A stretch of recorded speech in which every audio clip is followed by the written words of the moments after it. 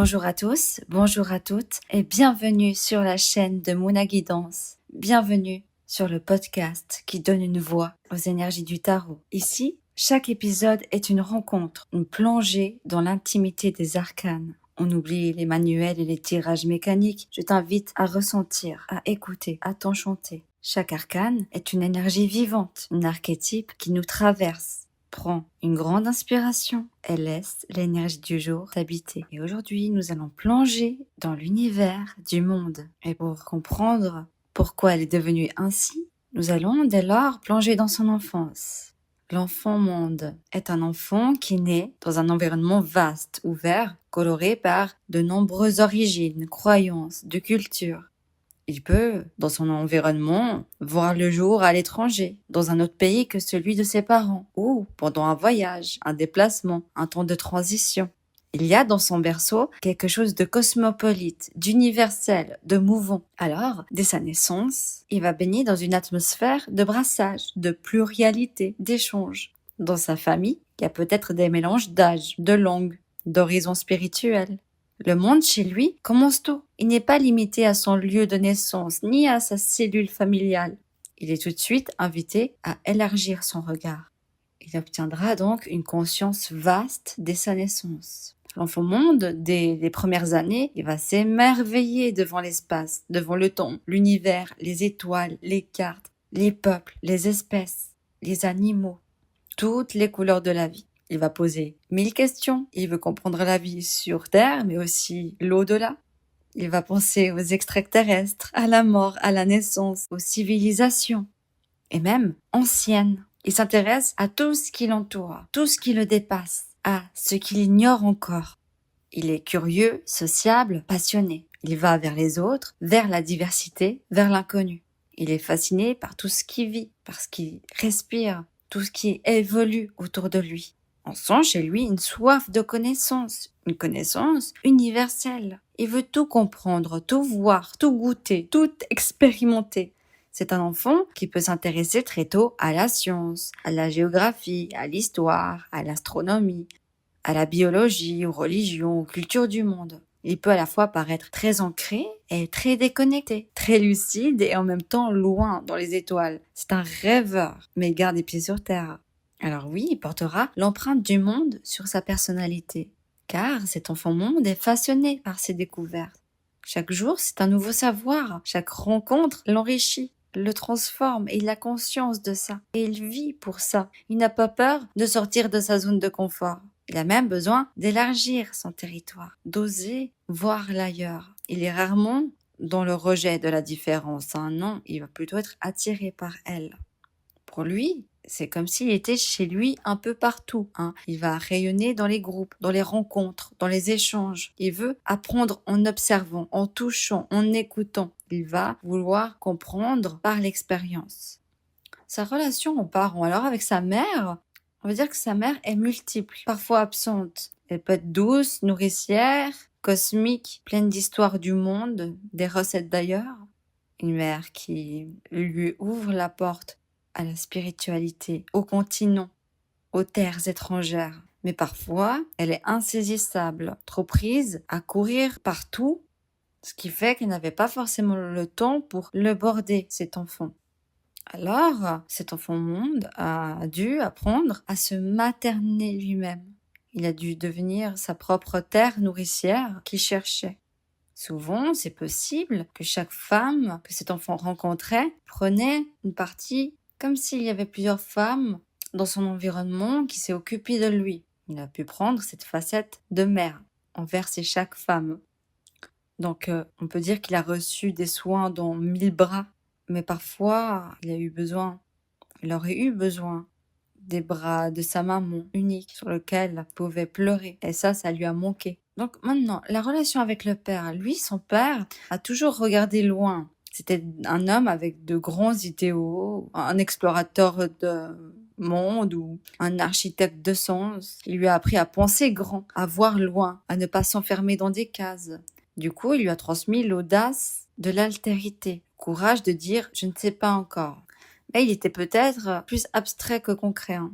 Présent dans le ciel, absent dans le quotidien. Il lui a appris à viser l'univers, mais pas toujours à planter ses propres racines au sol. Alors, parfois, il a eu peur de ne pas exister vraiment, hein, d'être un regard parmi tant d'autres. Il s'est senti dissous dans tout ça, sans comprendre vraiment qui il était au fond, hein.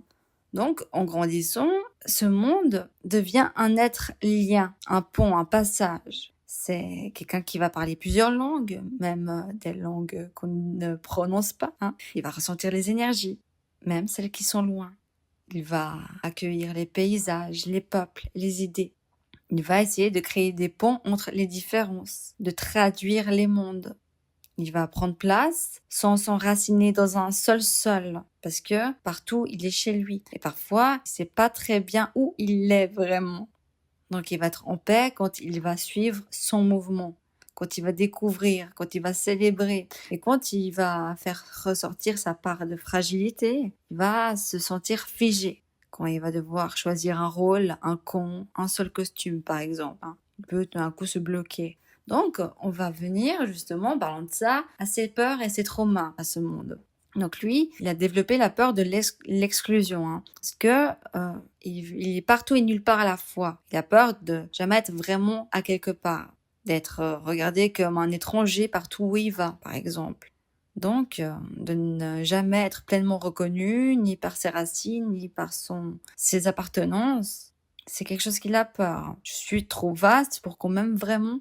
Il y a le trauma de la dispersion. Donc, il a appris très tôt à tout explorer. Et parfois, ça lui a coûté la cohérence. Il s'est senti vite perdu à force de vouloir tout comprendre, tout vivre, tout embrasser. Il y a des moments où il ne savait plus qui il était, où il était, ce qu'il voulait. Il a tellement voulu être tout, partout, qu'il ne savait même plus être lui-même. Ça se demandait vraiment, mais en fait, j'ai pas de position, moi. Je suis partout à la fois. Donc il peut y avoir des fois des crises d'identité, hein, assez importantes, hein, quand l'énergie est très mal vécue. Il y a la peur de ne pas être incarné aussi. Bon, c'est à peu près la même chose, on va dire, mais parce que il va vivre dans le grand, dans le multiple, dans l'universel. Et parfois, il a peur d'échapper à la matière, à ce qui est concret, ce qui est fixe.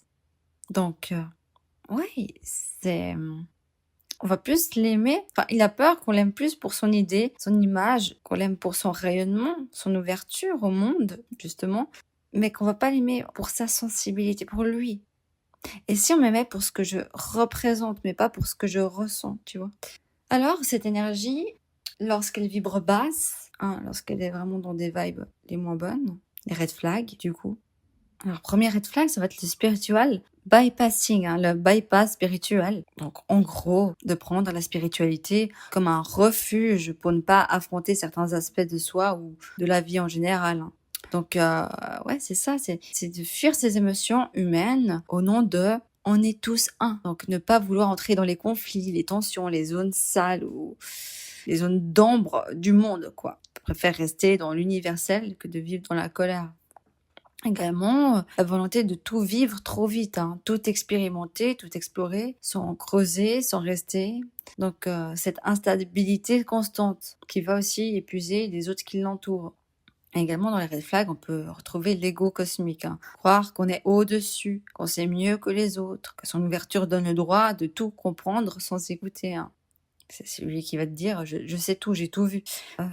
Peut paraître aussi arrogant, hein, un peu dans l'exagération, hein. Voilà, bien évidemment qu'on est vraiment quand l'énergie est mal explorée. Et quand elle tombe dans les green flags, c'est par les plus lumineuses, donc elle aura la capacité à célébrer la différence. Avec elle, tu te sens vu, tu te sens respecté, accueilli.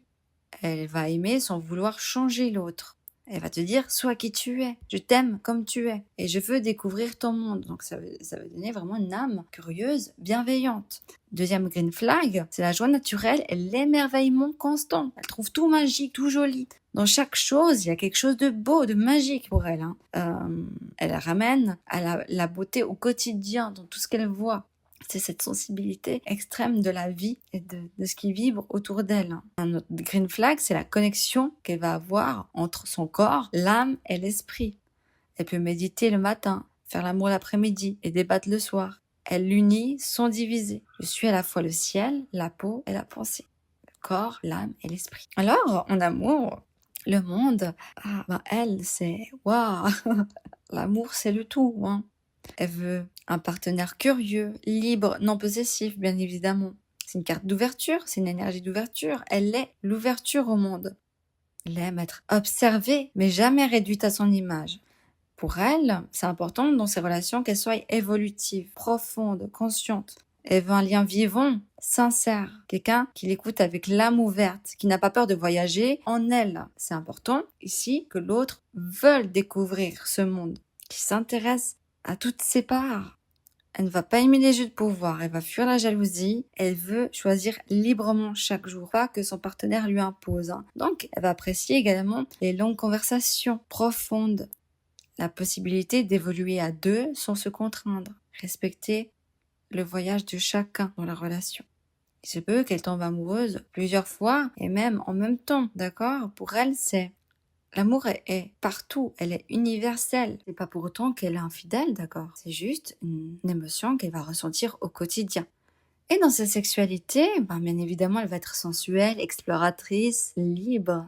Pour elle, le sexe, c'est une fête, une porte vers l'union des corps. Elle aime mélanger les sens, les cultures, les rythmes. Elle adore les corps atypiques, les gestes non conventionnels, les voyages sensoriels. Elle veut vibrer. Mais elle ne veut pas d'un sexe vide, mécanique, froid, violent. Il lui faut du sens, de la vibration, une sensation de communication avec les corps. Alors ces grands fantasmes sexuels, de faire l'amour en pleine nature, ressentir son corps comme un prolongement du monde vivant. On peut aussi parler ici de plans à plusieurs, donc d'être avec plusieurs partenaires en même temps, mais consciemment, non pornographique.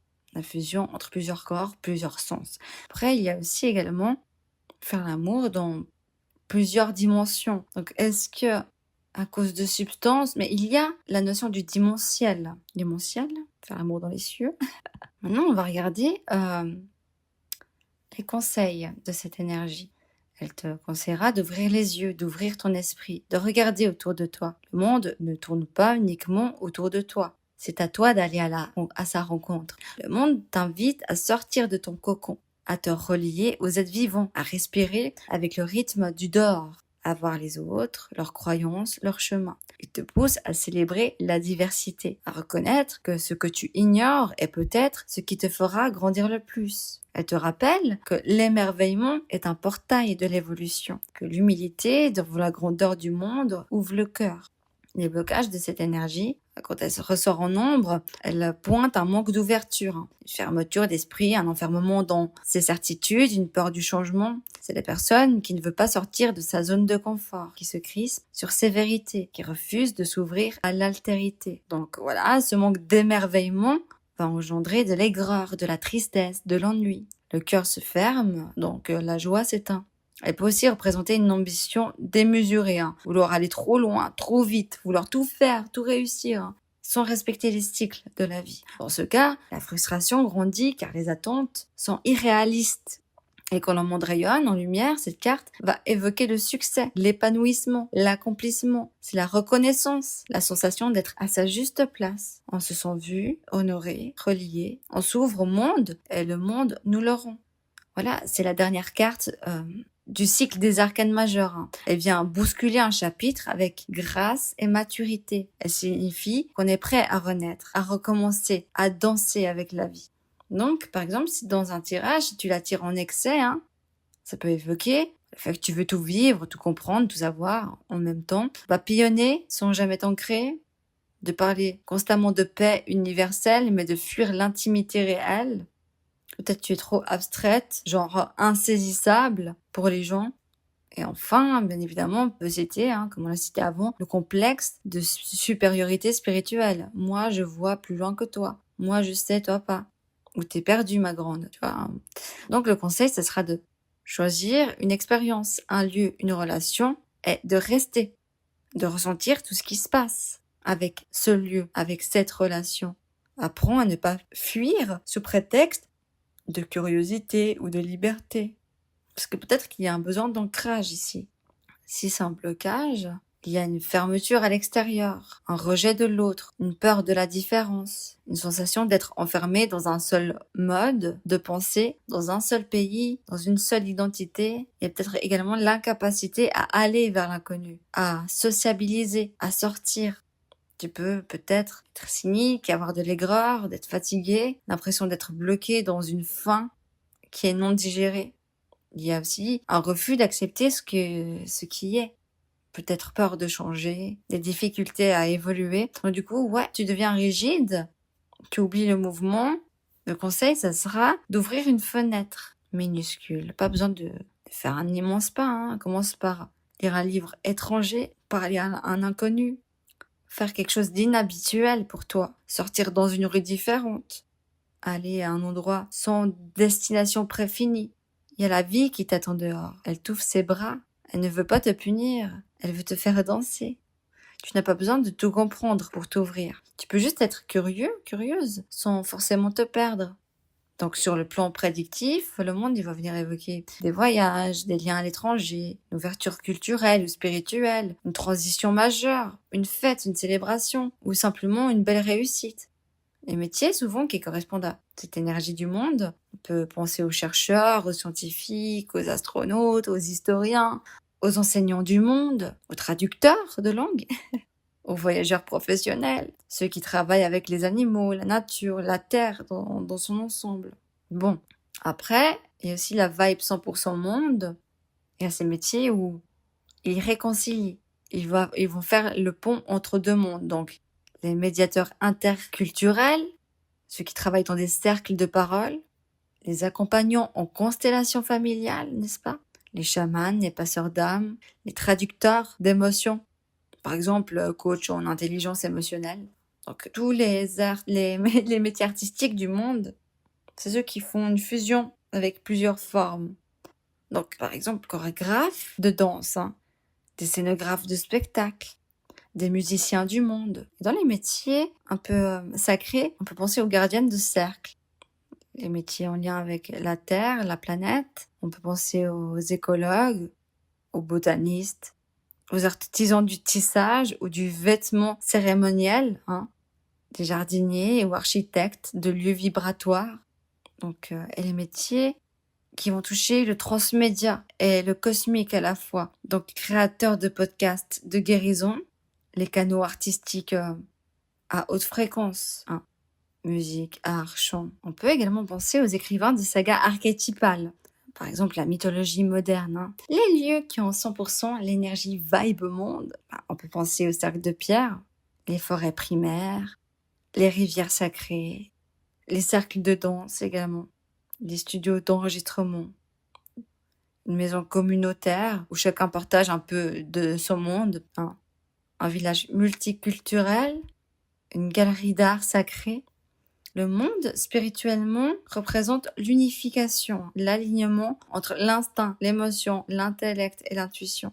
C'est l'arcane de l'harmonie intérieure qui épouse le rythme du cosmos, celui qui a traversé les morts et les renaissances, les épreuves, les illusions, les séparations, et qui va toucher enfin à l'unité.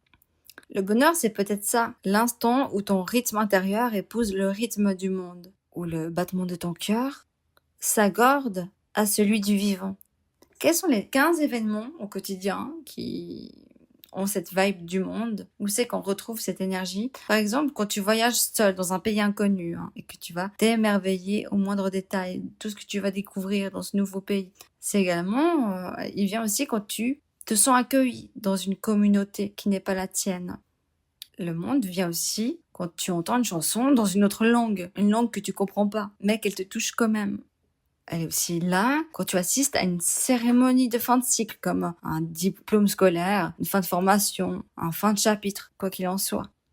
Elle est là aussi quand tu vois des enfants de différentes cultures jouer ensemble, naturellement. Quand tu reçois un message ou un appel d'un ami qui se trouve à l'autre bout du monde. Quand tu observes les étoiles et que tu ressens qu'on fait partie d'un tout.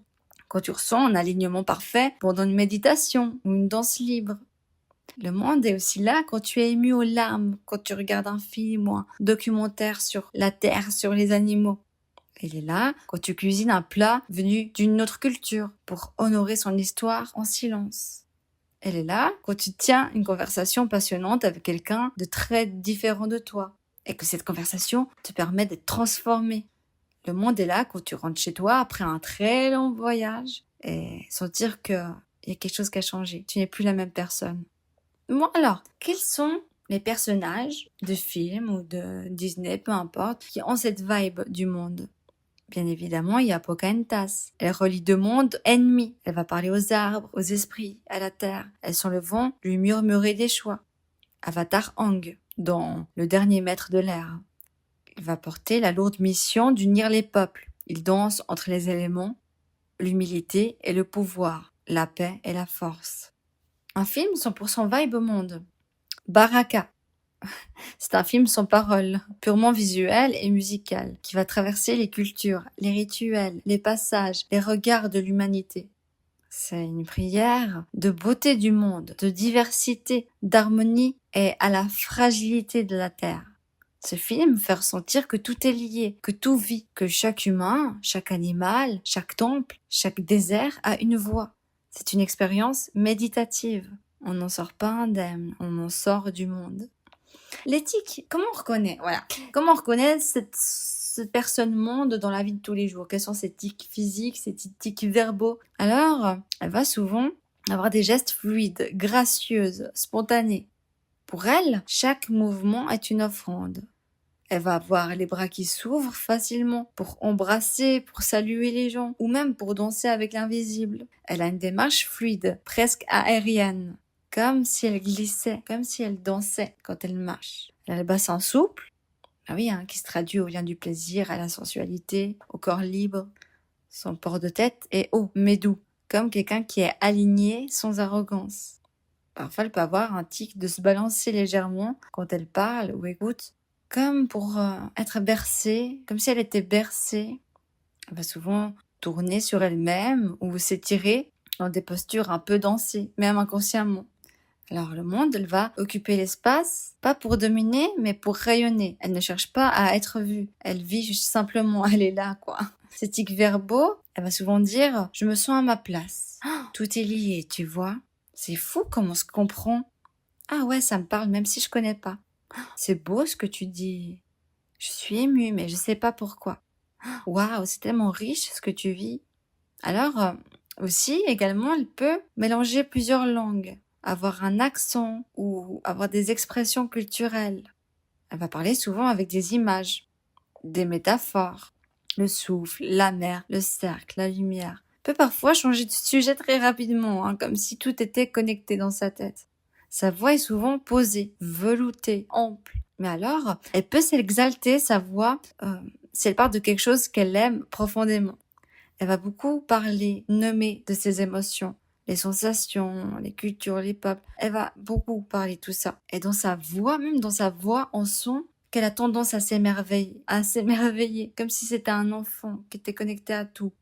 Qu'est-ce qu'elle aime, ce monde de cette génération 2025? Elle apprécie le courage de cette génération d'être vulnérable, d'oser dire « je ne vais pas bien ». J'apprécie aussi votre refus des normes figées. Les genres, la sexualité, l'emploi, la spiritualité. Vous déconstruisez pour recréer un monde plus fluide, plus juste, plus libre. Votre désir d'unité également. Même si tout vous divise, vous rêvez d'un monde qui vous rassemble. Vous sentez que l'isolement tue et vous cherchez la reliance dans mille et une formes. En revanche, ce que j'apprécie moins, c'est cette comparaison constante. Elle vous dévore. Elle vous fait douter de votre beauté unique. Elle vous détruit dans votre danse personnelle. Votre dépendance au virtuel. Vos âmes réclament du réel, de la voix, des regards. Vous avez besoin de toucher. Vous méritez de revenir à la terre. Et également votre cynisme comme armure. Il est compréhensible, mais il étouffe votre poésie. Il crée des murs là où vous êtes venu bâtir des ponts. Alors, je donnerais comme conseil à cette génération: ne cherchez pas à être parfait, cherchez à être entier. Ne cherchez pas à être exceptionnel, cherchez à être vrai. Et surtout, n'oubliez pas que vous êtes déjà ce que vous cherchez. Dansez, touchez-vous, écoutez les arbres, le monde. Le monde ne veut pas que vous réussissiez, il veut que vous respirez avec lui. Et si le monde n'était pas un objectif à atteindre, mais un état à laisser revenir à soi? Et si l'accomplissement n'était pas tout avoir, mais tout accueillir? Votre mission n'est pas de cocher des cases, c'est de vous rappeler que vous êtes déjà la case, le crayon et le ciel au-dessus du cahier.